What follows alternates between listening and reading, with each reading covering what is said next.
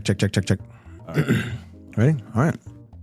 Good morning, Texas Republicans. I'm Micah Cavanaugh, the Executive Director for the Republican Party of Texas, and today I get to join Chairman Abraham George here to talk about, well, all things convention, and yeah, it's an exciting season for us. We're heading into it. Thank you for being here. Oh, thanks for having me. And excited to talk about convention and Texas GOP. So allocations for precincts and counties came out last week. I know county chairs received those. Why are allocations such an important part of the convention process that we're in? Well, it allows the county chairs and the convention chairs, which are the SD convention chairs, to say, hey, I have 300 people that I can send to the state convention. It allows them to say, this is our fair representation, because you build out that whole number for the entire state based on our rules and the last gubernatorial cycle, and say, okay, Collin County, in my county, it's 401, I think. So you have 401 delegates, then you have the alternates, same exact amount of people. So it just makes it easy for them to just look at it and say, okay, I get to send 401 people. Right. For SD8 this many, SD2 this many, SD1 this many, whatever the numbers are. Right. So it went out last week. It's on our website. So good start. So we want to help county chairs. We want the activists to be able to participate in the process effectively. To that end, what resources are we providing for them to be successful in this effort? If you go to texasgop.org, then click on conventions, right? Our website has precinct convention scripts, the county convention or the SD convention scripts there. We have a resolution builder that's there. It's amazing.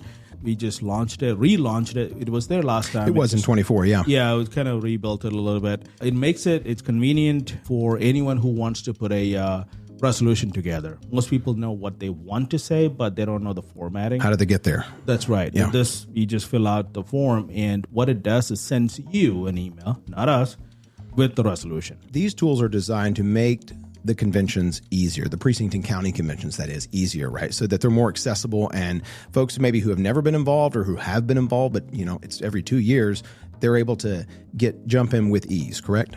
That is correct. So the idea is not to build anything for you. The idea is to say, this is how you build it. Yeah. And essentially, you come back and tell us what do you want in the resolution. If the resolution passes, your county convention or the SD and comes to the Texas GOP, it's probably going to get amended and debated about it at the convention, which is a fun experience. Depends who you ask. That's fair. Yeah, but once that process is completed, it comes to the Texas GOP and become part of our platform. Again, it will get debated there. Sometimes it's voted down. Right. You've said, I heard you say that this is a once-in-a-generation opportunity for Texas Republicans. Why is that? Well, I think the Texas Republican Party we can do something that no other state party or even national party is not capable of doing, which is bringing the largest delegation to a convention center and having our platform together. I was told Texas Republican Party Convention is the largest delegation convention in the world. You can have a real impact on the legislative process by showing up to the convention and say, this is a platform priority for my area, water, electric power, whatever it is. There's a lot of AI issues, battery power, all kinds of stuff that's happening in Texas. Come and talk about it, right?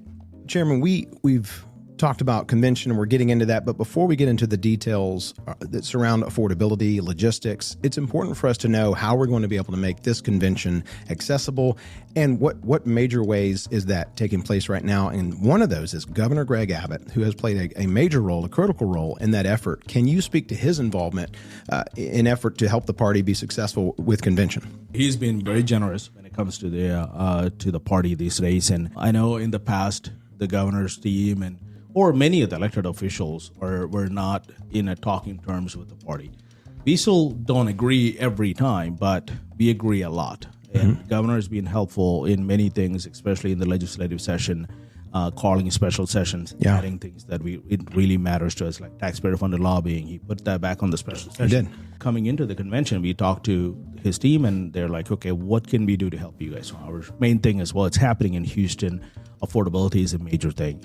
We need to talk about that. And eventually we figured out multiple things. One is with our friend Charlie Kirk, his assassination, a lot of young people looked at it and said, how do I get involved in the Republican Party?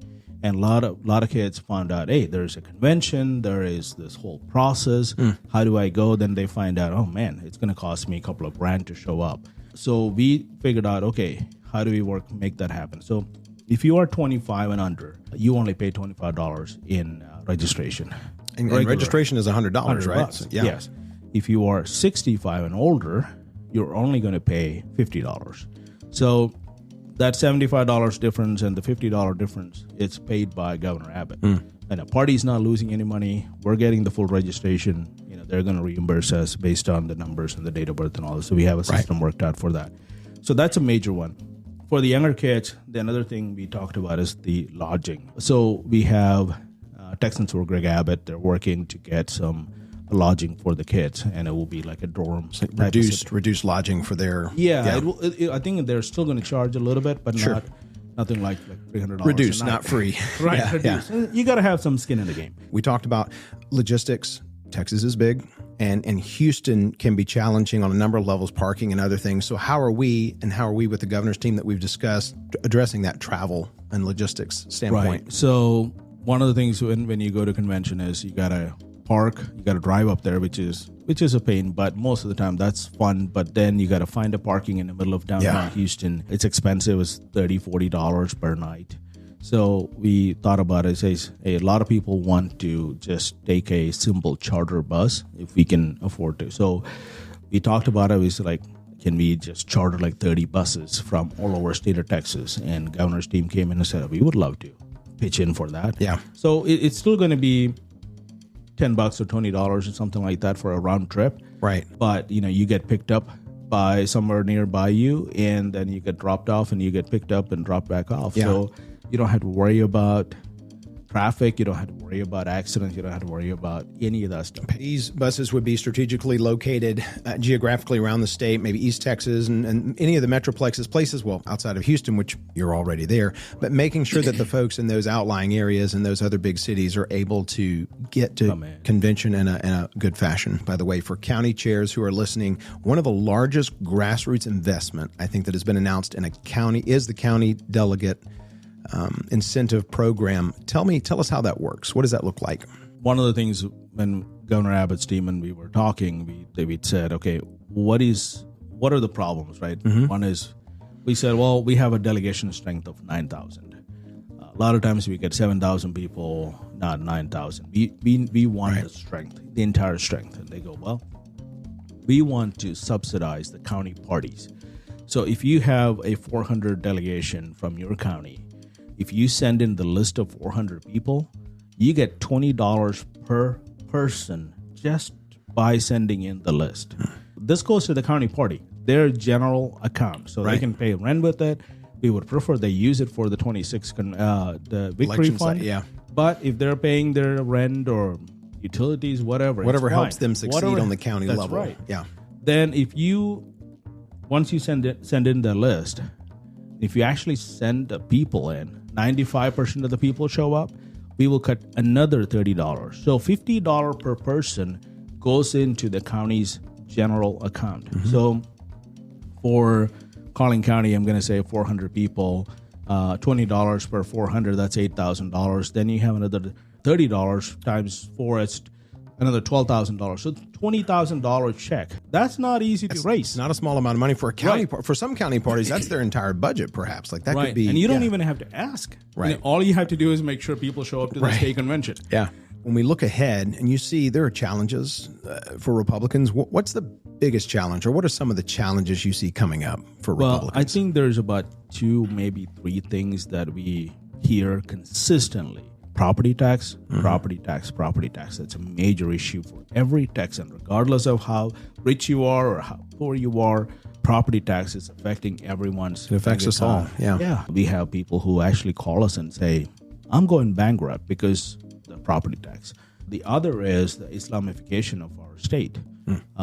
While I am all for religious freedom, there is a level of concern among Texans about this one issue. A lot of people tell me that Islam and Western culture doesn't agree with each other, and Islam is not just a religion, but it's also a political ideology. That those two things are going to be probably the number one issue in the next cycle. And obviously, Democrats don't have any solution for either one of those. Right. We do, and we have to properly communicate, message those. Can you highlight a few of those things that in the 89th legislative session that we can look to and say, we succeeded on these priorities? What are those? What are some of those ones we can build on? Well, to start out, the Texas legislature, the 89th session didn't start out great for us. I mean, you were there. I recall. Yep. But once it started moving, it was very slow. We were very upset they were not passing anything. The calendar didn't look like anything. But once they started moving, they passed 43 legislative priority bills. That's not just conservative bills. If you look at conservative bills, there's about a little over 100 bills that got passed. Right. But the priority bills that are picked by the priorities committee at the Texas Republican Party. So in 2024, SRAC, when they chose these priorities, this is what we're basing that on at the convention. Right? Yeah. And they chose all of those. And we got 43 of them. That was amazing. That's a lot of bills. Because in the last session, it was 6.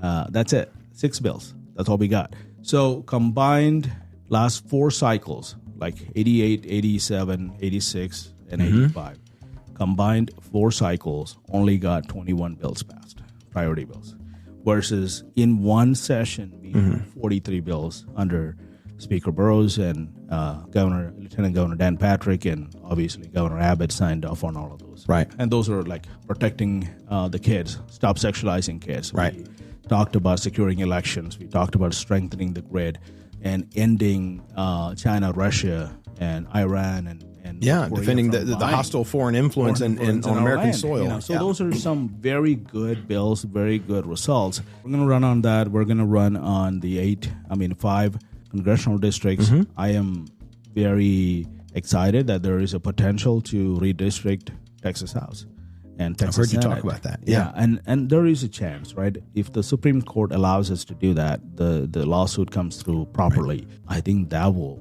move the needle. That decision will have a lot to play there. Yeah.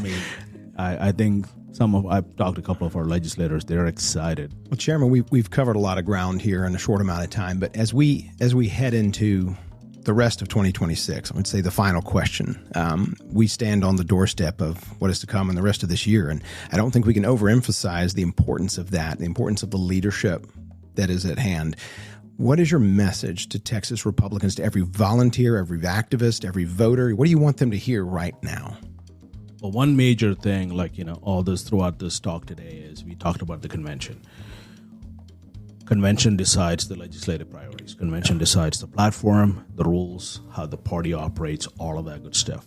Those are great. We need it. We must have it because that pretty much drives the 90th session from our side. But more importantly, 26th election is all about President Trump. If we lose one of the chambers, they're going to be impeaching him every single day, and that's going to be a lot of distraction, a lot of fun for a lot of people, but it's going to be really bad for the country. We're setting the tone for next 30, 40, 50 years on many things, and this 26th cycle, this election is so important. Our kids are going to feel the effect of that. So maybe our grandchildren. So it's huge. It's about the 90th session. We have a lot of work to do with the property tax and all of those, but we also have a lot of work to do in the federal level in this convention. And this 26th, this is the launch pad to have an amazing victory. So, you say Texas is really at the heart and soul of that fight for America, to keeping us on the right track. Absolutely. With so many states going liberal, we cannot take a chance. So we've got to keep pushing. We've got to keep working. And I think I'm very excited. The grassroots are really out there. They're working. Yeah. And I go to the CEC meeting, and you can see precinct chairs are full at 70-80%. Yeah, when they call us at the office every day. So I know they're excited. I know they're working, and they have questions. And well, Chairman George, thank you. Thank you. Obviously, we love the grassroots. We hope that they show up, and we look forward to seeing them at the convention. We look forward to their enthusiasm there and making it a great success. Yeah, it will be an amazing one. Well, thank you for being here, and God bless you all.